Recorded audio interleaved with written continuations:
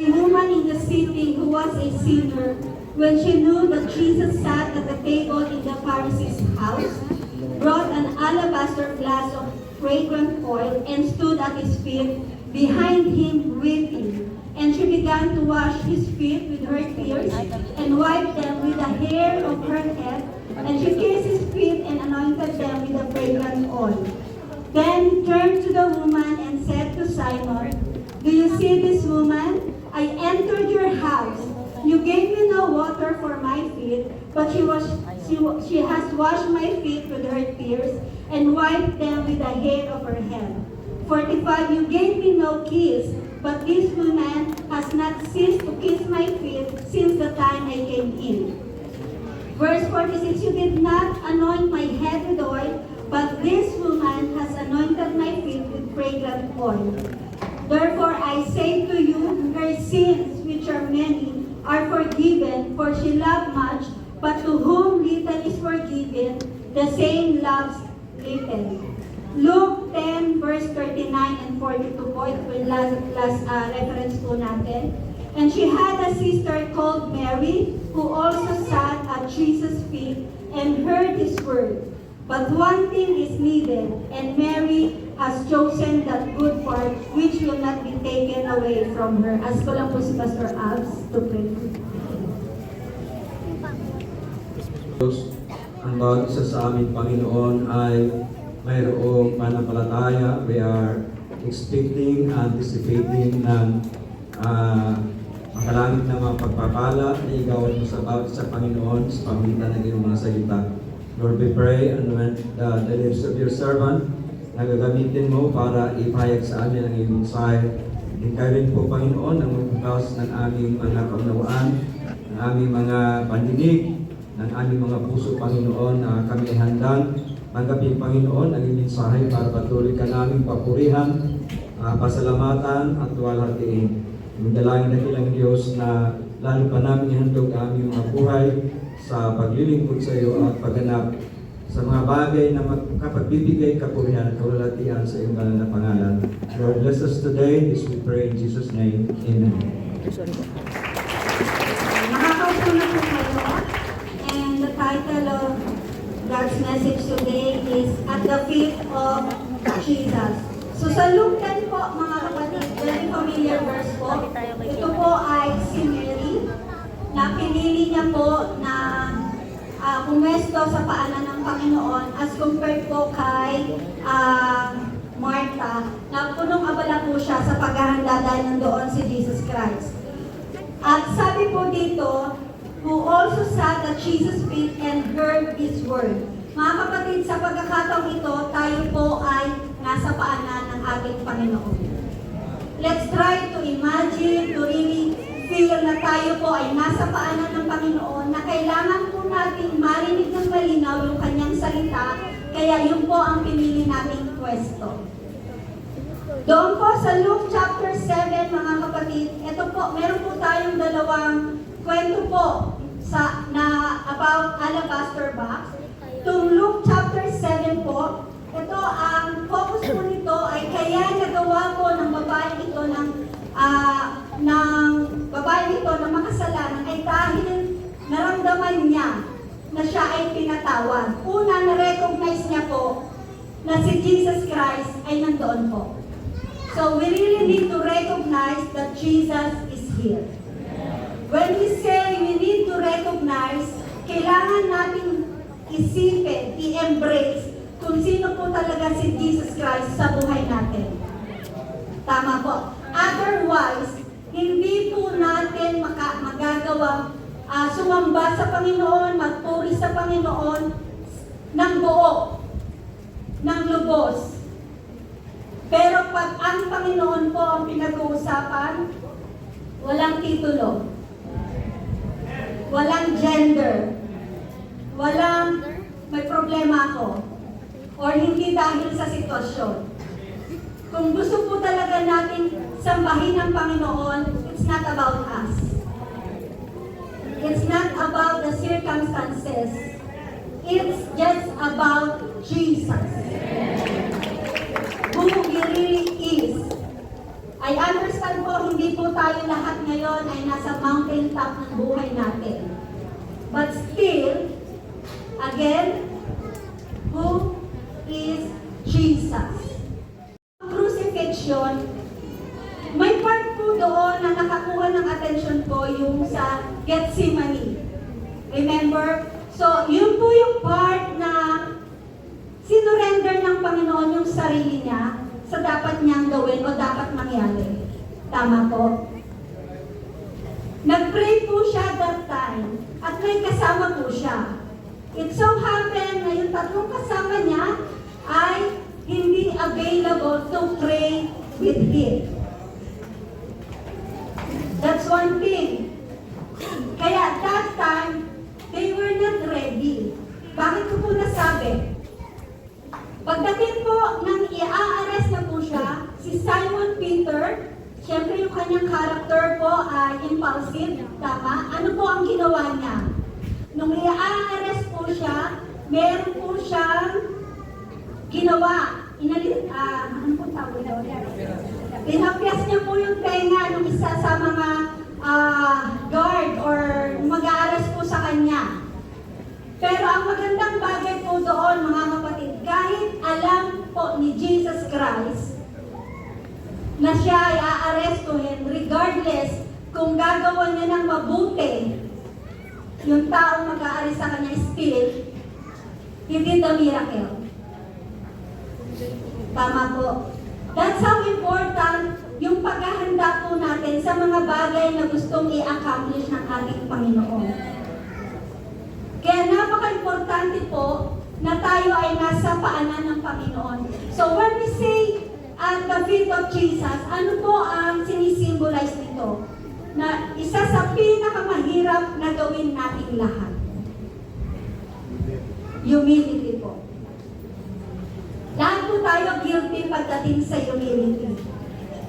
Pero salamat sa Panginoon dahil nandito tayo para i-remind po tayo about humility. Dahil ang humility po ay hindi talaga kayang gawin ng laman. Hindi po kayang gawin ng ating kaisipan o ayaw nating gawin. Dahil hindi naman ako may kasalanan. Hindi ko naman yung problema. Wala naman akong ginagawang masama.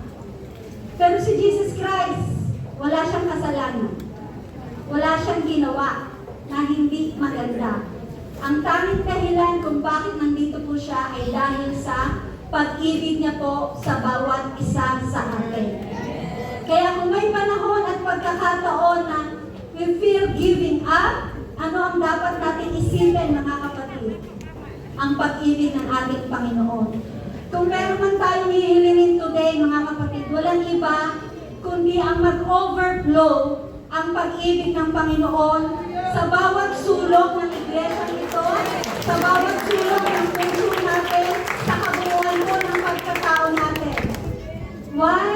Because kung gano'n po makapangyarihan ang hate, gano'n din ka makapangyarihan ang love.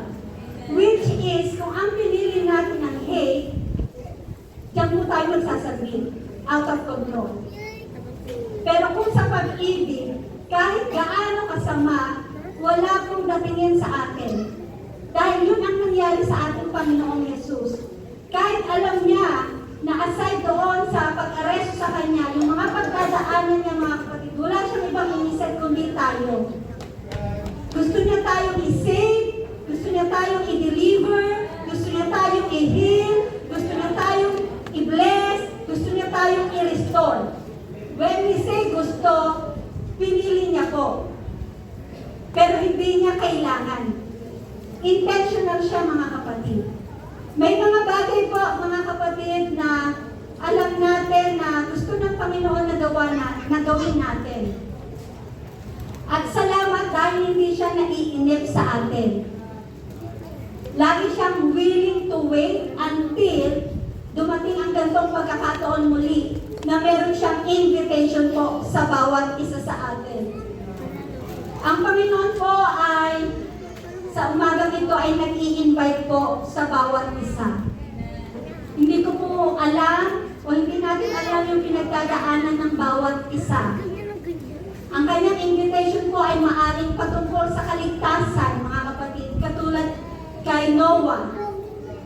Si Noah po ay nasa napaka-imposibleng panahon at pagkakataon nung sinabihan siya ng Panginoon na gumawa ka ng arko. But still, he obeyed. Tama po. Si Peter po ay nakatanggap din po ng invitation mula kay Jesus Christ sa pagkakataon na nung nakita po ni Peter si Jesus Christ na lumalakad po sa tubig or sa dagat, sinabi ng Panginoon, come.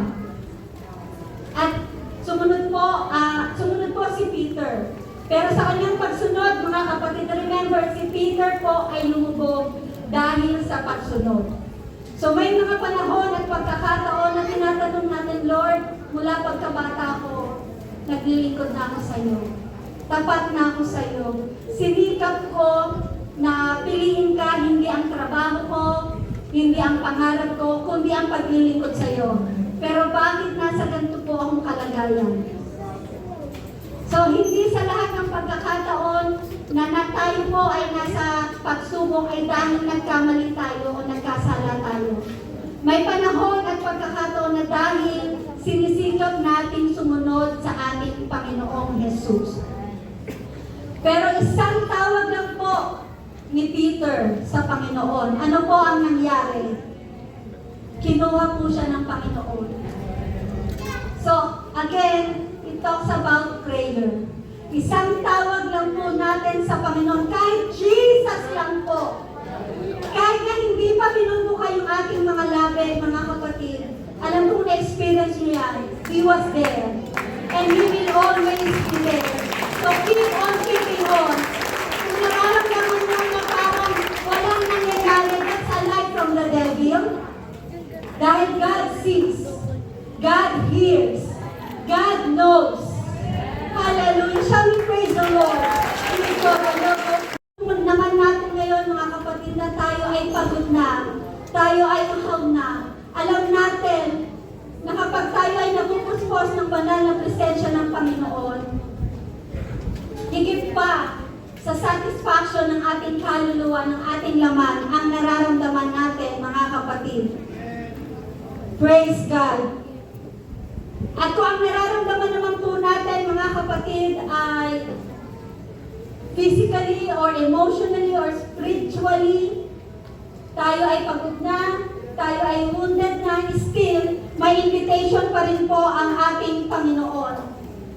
So sa Matthew 28, sa John 7:37 po, on the last day, the great day of the feast, Jesus stood and cried out, saying, if anyone thirsts, let him come to me and drink.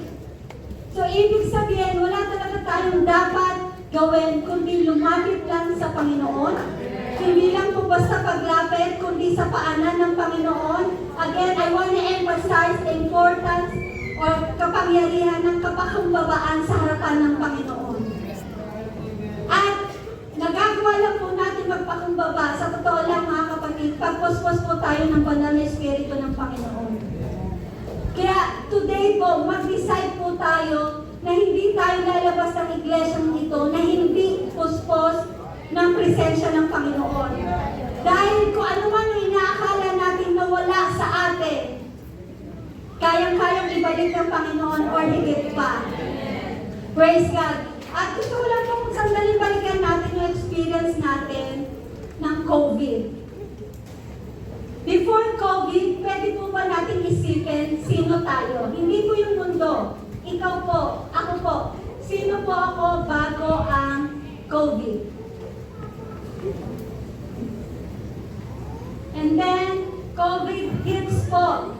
I think for 3 years po, tayo po ay nawalan ng mahal sa buhay, nawalan ng freedom, nawalan ng mga pangarap. Marami po ang nagbago during COVID.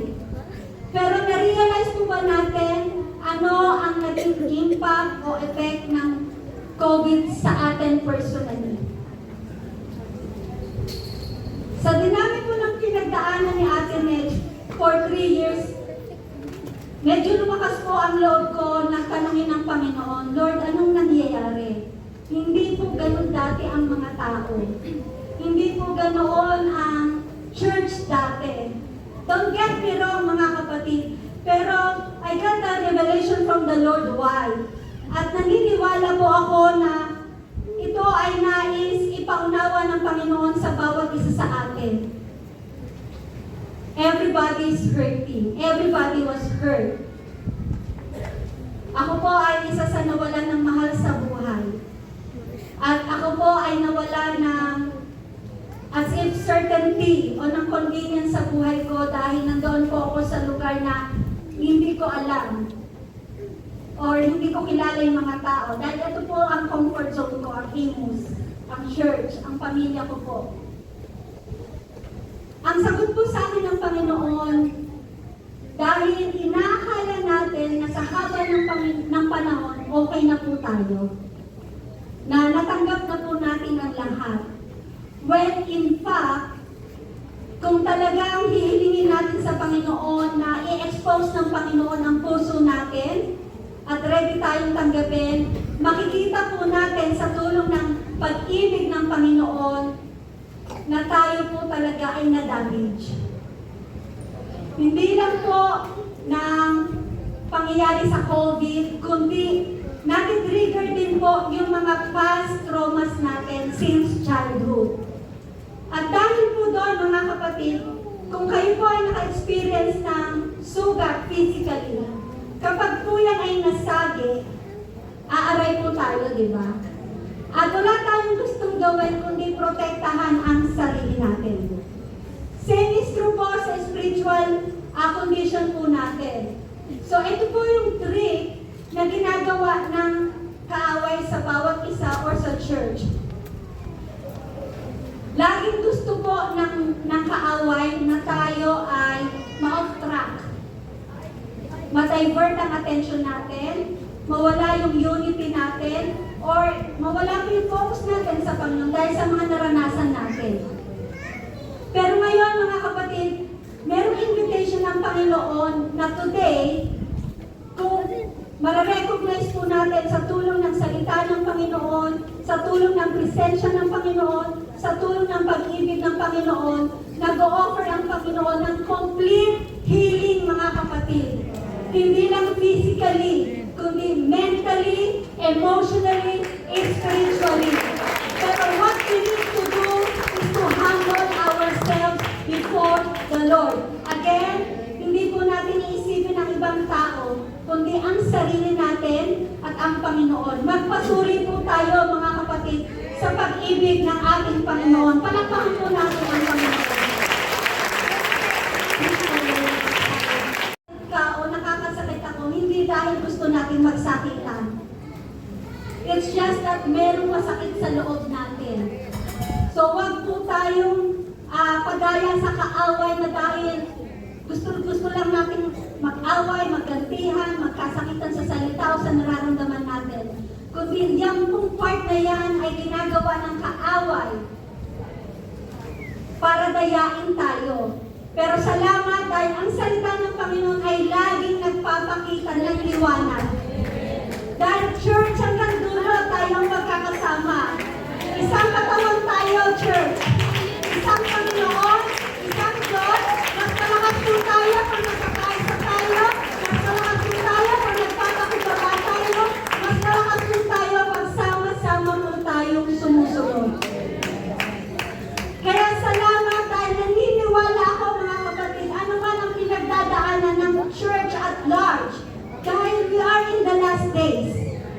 So dapat ang iniisip natin mga kapatid ay tayo bilang lesser lights. Paano natin idodraw ang attention ng mundo sa Panginoon. Pero ngayon, ang ginagawa ng kaaway, nililito ang focus natin. But not today, devil, right? Not today, devil. Praise God. Hallelujah. Pag sinabi ko ating lesser light, mga kapatid, yung pag-ibig ng Panginoon ay evident po sa atin. Yes, nagkakasamaan ng loob, pero hindi madaling magpatawad. Tama? Yes, nagkakaroon ng problema, pero laging willing mag-usap. Bakit? Ang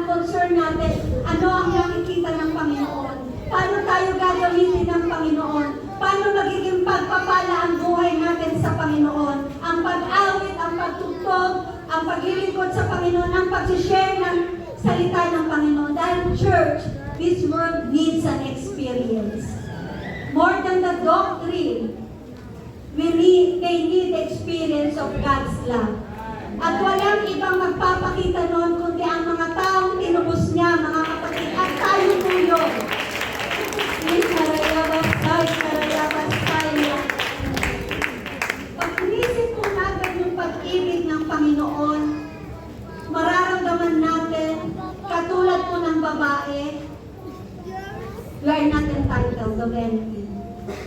Yung grace, yung blessing, lahat ng meron tayo mga kapatid ay dahil sa pag-ibig at biyaya ng Panginoon.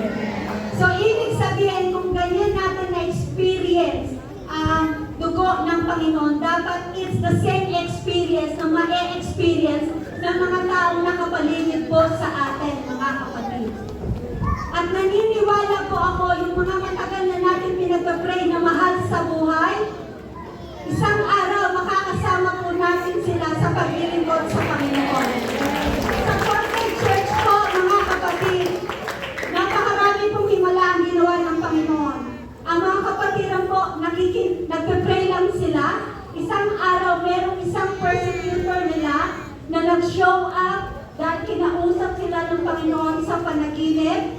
Umattend, tumanggap po sa Panginoon sa bautismo sa tubig sa pangalan ni Jesus hanggang nakareceive ng Holy Ghost. Lumipat po sa ibang province ng Canada, yung kanyang pong mga anak tumanggap din po sa Panginoon.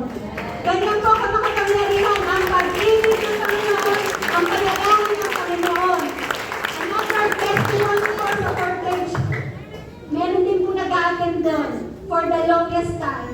Pero hindi po sila 100% sa Holy Ghost. Pero we keep on teaching about the Holy Ghost. And they see us na nakaka-receive ng Holy Ghost, prayer meeting, Bible study, mga kapatid. Until one time again, nag-testify po siya. Kinausap po ulit siya sa panaginip ng Panginoon na nasa katotohanan po siya, na tama po ang tinuturo ng United Pentecostal Church of Jesus Christ. Dalawa po silang mag-asawang nagpabaptize at tumanggap ng Holy Ghost, mga kapatid, dahil nag-show up ang Panginoon. So mga kapatid, never underestimate your prayer. Never underestimate your testimony. Dahil yan po ang nagre-reflect ng pag-ibig ng ating Panginoon. But again, kailangan po natin laging manahan sa paanan ng Panginoon. Dahil kung ang magiging hadlang lang, mga kapatid, ay yung nararamdaman natin sa loob, dahil we were hurt, dahil somehow nagkaroon tayo ng trust issues sa Panginoon. It's about time na mag-apologize tayo sa Panginoon. And today, mga kapatid, kailangan din natin pong patawarin yung sarili natin.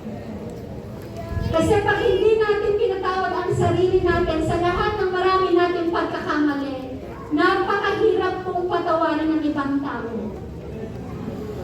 Wala na po tayong magagawa sa lahat ng pagkadapa natin, sa lahat ng pagkakamali natin, pero today's invitation is a new heart, a new mind, a new spirit, a new soul, a new you, a new life.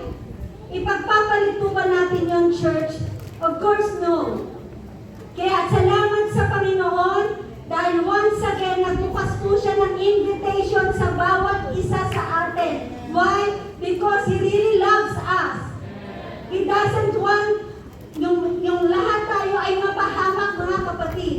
Bigyan po natin ng mataas na appreciation ang Calvary, mga kapatid. Siya po ay nagkatawang tao para sa bawat isa sa atin. Amen? At meron din pong isang patotoo doon, mga kapatid, na favorite ko rin po. Dahil iba-iba po ang culture, iba-iba po yung kanilang experience pagdating po sa altar.